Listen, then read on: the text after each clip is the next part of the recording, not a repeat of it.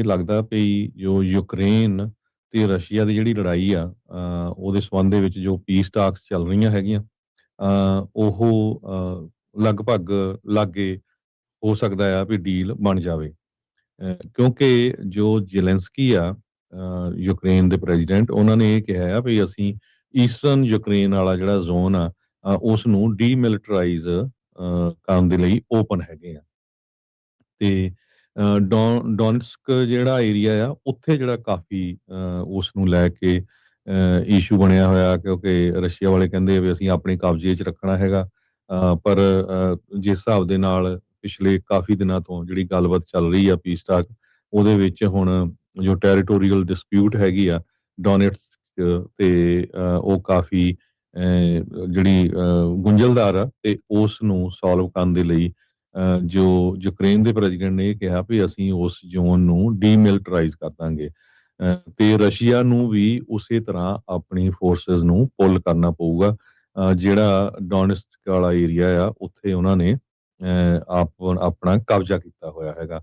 ਪਰ ਹਜੇ ਤੱਕ ਜੋ ਕ੍ਰੈਮਲਿਨ ਆ ਉਹਨਾਂ ਨੇ ਕੋਈ ਇੰਡੀਕੇਸ਼ਨ ਨਹੀਂ ਦਿੱਤੀ ਪਈ ਉਹ ਇਸ ਆਫਰ ਨੂੰ ਐਕਸੈਪਟ ਕਰਨਗੇ ਜਾਂ ਨਹੀਂ 20 ਨੁਕਾਤੀ ਪਲਾਨ ਜੋ ਕਿ ਯੂਐਸ ਤੇ ਯੂਕਰੇਨ ਦੇ ਐਨਵੋਇਜ਼ ਆ ਦੋਨਾਂ ਧਿਰਾਂ ਦੇ ਦਰਮਿਆਨ ਫਲੋਰੀਡਾ ਦੇ ਵਿੱਚ ਬੀਤੇ ਵੀਕਐਂਡ ਦੇ ਉੱਤੇ ਸੰਧੀ ਹੋਈ ਆ ਉਸ ਦੇ ਉੱਤੇ ਸਮਝੌਤਾ ਹੋਇਆ ਆ ਰਸ਼ੀਆ ਵਾਲਿਆਂ ਕੋ ਅੱਜ ਤੱਕ ਦਾ ਹਰਜੋਤ ਸਿੰਘ ਜੀ ਵਕਤ ਆ ਬੁੱਧਵਾਰ ਤੱਕ ਦਾ ਤੇ ਜਦ ਅਮਰੀਕਨਸ ਨੇ ਉਹਨਾਂ ਦੇ ਨਾਲ ਗੱਲਬਾਤ ਕਰ ਲੈਣੀ ਹੈਗੀ ਆ ਸੋ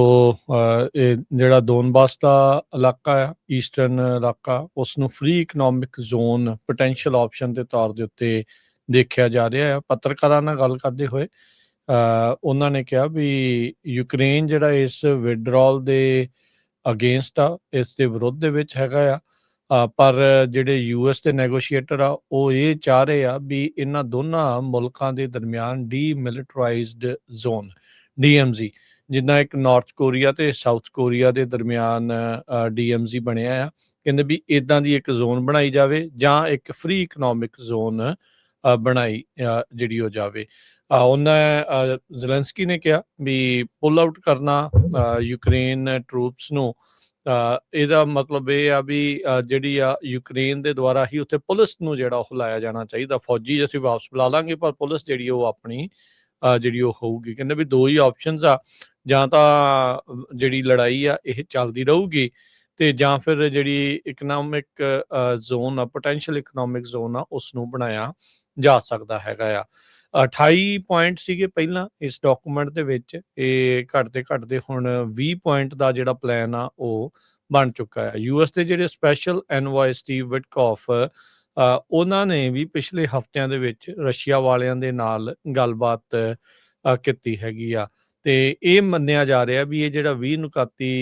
ਏਜੰਡਾ ਆ ਪਲਾਨ ਆ ਇਹ ਰਸ਼ੀਆ ਦੇ ਪੱਖ ਦੇ ਵਿੱਚ ਜ਼ਿਆਦਾ ਝੁਕਦਾ ਨਜ਼ਰ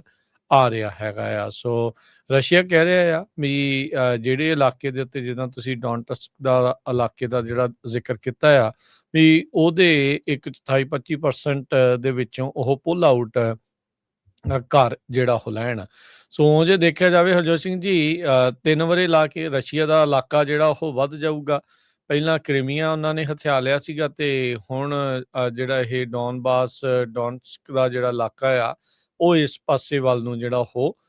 ਉਸਦੇ ਵਿੱਚ ਜਿਹੜਾ ਵਾਧਾ ਹੋ ਸਕਦਾ ਹੈਗਾ ਆ ਕਹਿਣ ਨੂੰ ਭਾਵੇਂ ਉਹ ਡੀਮਿਲਟਰਾਈਜ਼ ਜ਼ੋਨ ਬਣ ਜਾਵੇ ਇਕਨੋਮਿਕ ਜ਼ੋਨ ਬਣ ਜਾਵੇ ਪਰ ਇੱਕ ਮੁਲਕ ਦਾ ਹਿੱਸਾ ਦੇ ਤੌਰ ਦੇ ਉੱਤੇ ਜਿਹੜਾ ਮੈਨਜ਼ ਲੈਂਡ ਇੱਕ ਹਿਸਾਬ ਦੇ ਨਾਲ ਬਣ ਜਾਊਗੀ ਉਹ ਮੁਲਕ ਦਾ ਹਿੱਸਾ ਨਹੀਂ ਰਹੂਗਾ ਦੋਨੋਂ ਪਾਸੇ ਜਿਹੜੀ ਆ ਉਸ ਦੀ ਖਿੱਚੋਤਾਣ ਦੇ ਵਿੱਚ ਉਹ ਇਲਾਕਾ ਬਣ ਜਾਊਗਾ ਦੇਖਿਆ ਜਾਵੇ ਤਾਂ ਜਿਹੜਾ ਪੂਰਬੀ ਯੂਕਰੇਨ ਆ ਉਸ ਦਾ ਕਾਫੀ ਵੱਡਾ ਇਲਾਕਾ ਚਾਹੇ ਉਹ ਖਰਸਨ ਆ ਜ਼ਪੋਰਜ਼ੀਆ ਆ ਡੋਨਸਕਾ ਤੇ ਲੁਹਾਨਸਕਾ ਉਹਨਾਂ ਇਲਾਕਿਆਂ ਦੇ ਵਿੱਚ